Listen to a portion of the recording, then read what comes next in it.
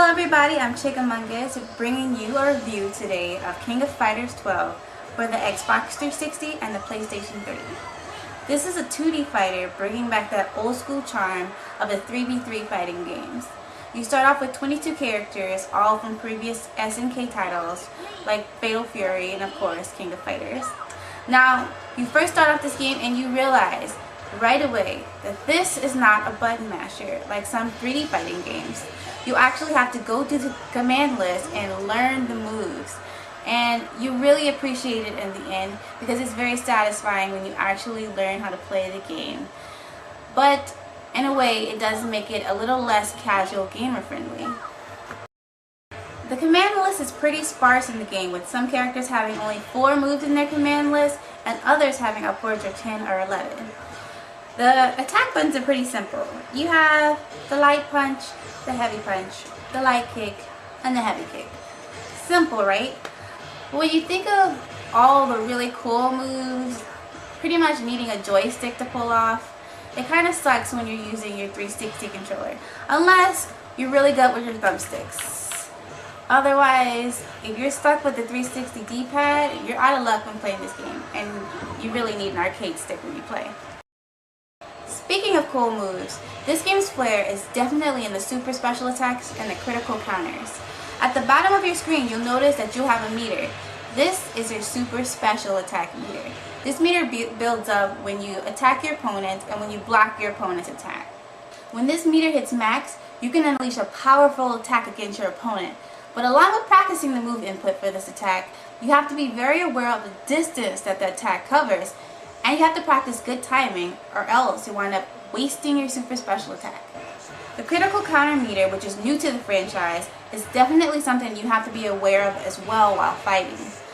The meter goes up the same as the super attack meter, except this one goes up when you receive damage as well.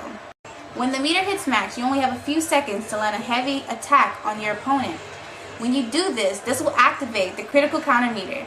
This is your time to wail on your opponent and get those 10-hit combos that everyone loves.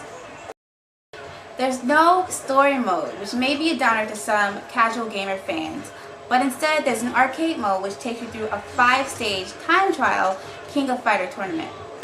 Now, there's also your versus mode, which you can play locally with someone next to you, and you can play online. Playing online gives you the choice of playing in ranked matches where you can gain true skill points, or you can play in player matches that don't affect your skill at all. But believe me, finding ranked matches is a heck of a lot easier than finding player matches online. There's practically no one playing player matches for some reason. Maybe it's because everyone wants to be the King of Fighters. Now, there's always your obvious con when it comes to playing online, which is lag. In fighting games, it can be almost unbearable to deal with, and coping with it means you have to adjust your timing by at least half a second. Now, if you want to get better at this game, I definitely suggest playing offline. I mean, it's a lot more fun anyway to beat someone who's sitting next to you than playing online and beating someone that's like 1,000 miles away. But if you're just playing this game casually and you don't mind it, I mean, I guess online can be okay. This game is very impressive visually. All the characters and stages are hand-drawn. Even the animations are hand-drawn. As a matter of fact, SNK Playmore totally redesigned every character you see and replaced them with high-definition sprites. Now, you can definitely see the art and the time that it took put into this game, and it's so beautiful. I personally love the anime style of all the characters and the stage designs. There's always something you didn't see before in the background, so SNK did a really amazing job.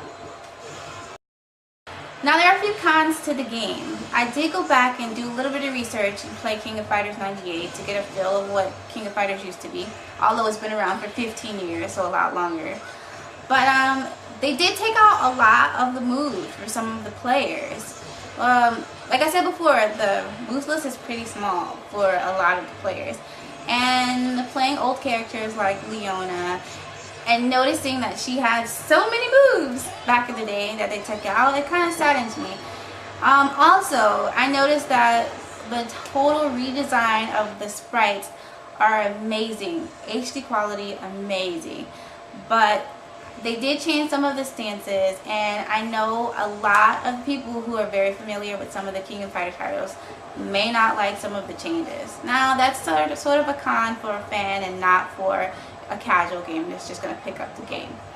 Also, playing an older King of Fighters title, I did notice that the other title was a little bit faster than this one. And I kind of hope that the beautiful HD design that they put into the game didn't take away from some of the work they could have done with the moves.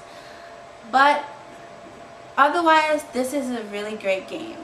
King of Fighters 12 seriously has a great mix of simplicity and complexity that I think casual gamers and hardcore gamer fans will enjoy.